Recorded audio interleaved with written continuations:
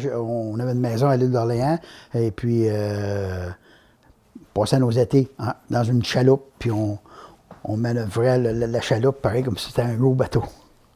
Puis moi, j'ai toujours voulu être pilote, c'était mon rêve, puis j'étais chanceux, je l'ai réalisé, puis j'ai aimé mon travail beaucoup.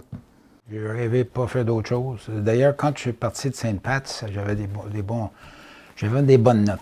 Et puis, quand j'ai parti pour aller à l'université, j'ai été accepté à McGill puis à Saint-François-Xavier pour être ingénieur. C'était pour le moment, il n'était pas sûr, elle voulait, tu sais, pilote, ben c'est sûr, tu n'étais pas... Mais c'est un mode de vie différent, fascinant. Mais ça fait que moi, je suis parti naviguer, puis I didn't come back. Ben, j'ai commencé à connaître le pilotage parce que quand j'ai commencé à naviguer comme cadet, là, quand j'étais dans les sous-marines, j'ai découvert ça, que ça existait. La première image que j'en ai, c'est le départ d'un bateau à New York. J'ai vu le pilote arriver à bord, puis j'étais là quand il est arrivé sur la passerelle. J'étais là quand on est parti. J'ai tout observé ça, puis j'ai trouvé ça super intéressant. Puis d'ailleurs, j'ai compris vite que un pilote ne faisait que ce que moi j'aime d'un bateau, c'est-à-dire manœuvrer, puis... Alors, tout de suite, ça a cliqué. Autrefois, il y a bien des familles, c'était pilote de père en fils. Le petit gars venait au monde, puis il ne savait pas, mais il allait devenir pilote, c'est quasiment. Tu sais. Tandis que moi, je connaissais personne du milieu maritime, puis je ne connaissais pas le milieu maritime. Mais je me suis mis à aimer ça beaucoup, beaucoup, tu sais, vraiment beaucoup, là, pour en faire une profession. Tu sais. Parce que comme disait un confrère, le pilotage, c'est la quintessence de la navigation. C'est ce que tu peux faire de plus beau, de plus difficile, puis de plus satisfaisant. C'est vrai. On est la police d'assurance du Saint-Laurent. On n'est pas infaillible, là, mais c'est ça, là. Toute sa complexité-là de bateau, je disais, plus tous les produits qui peuvent être dangereux, toxiques ou polluants, bien, la meilleure police d'assurance, c'est pas mal nous, là. On est là pour protéger en premier la vie des marins qui sont sur les bateaux, notre vie aussi, puis après ça, l'environnement. Tu sais, on est là pour plusieurs causes, comme on dit, mais notre fleuve, on l'aime, là, on veut pas qu'il arrive rien. Tu sais. L'expertise qu'on offre, c'est ça, c'est qu'on a fait tellement de voyages et observé tellement de situations différentes et comment les mitiger, que c'est ça notre force. C'est qu'avec les connaissances techniques, les études théoriques qu'on fait, mais combinées à des années de pratique, ces deux choses-là combinées ensemble avec l'expérience, c'est ça qui fait que on a un taux de réussite si élevé qu'il y a si peu d'accidents sur le Saint-Laurent. Moi, je considère que c'est très, très relationnel comme travail. On arrive à bord du bateau, puis on dit au capitaine, va te coucher, je m'occupe de tout. C'est quelque chose quand même pour un capitaine, là, de laisser la conduite de son navire dans des eaux serrées, les places où il devrait le plus être là. Il faut être capable de mettre le capitaine à l'aise. Pour moi, ça fait partie de notre travail. C'était un tout petit navire. Puis quand je suis arrivée à bord, j'ai vu que le capitaine, c'était la première fois qu'il venait ici. Il ne connaissait pas du tout le secteur. Il était toujours en Europe habituellement. C'est la première fois qu'il venait ici.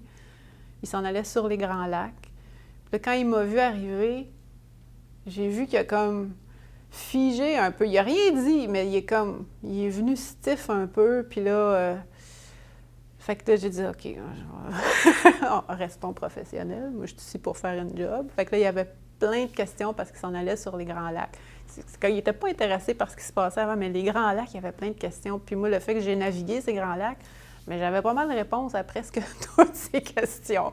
Fait qu'avec le temps, ça a comme... Puis quand on est arrivé à Québec, il était rendu qu'il me parlait de son jardin, puis de sa femme. Puis fait que je me suis dit, bon, je pense que j'ai fait ma job. Quand je reviens à bord d'un bateau, c'est le même capitaine qui est là, puis il se souvient pas de moi, c'est parfait. Ça veut dire qu'il n'y a rien qui l'a marqué, il n'y a rien qui est venu excitant.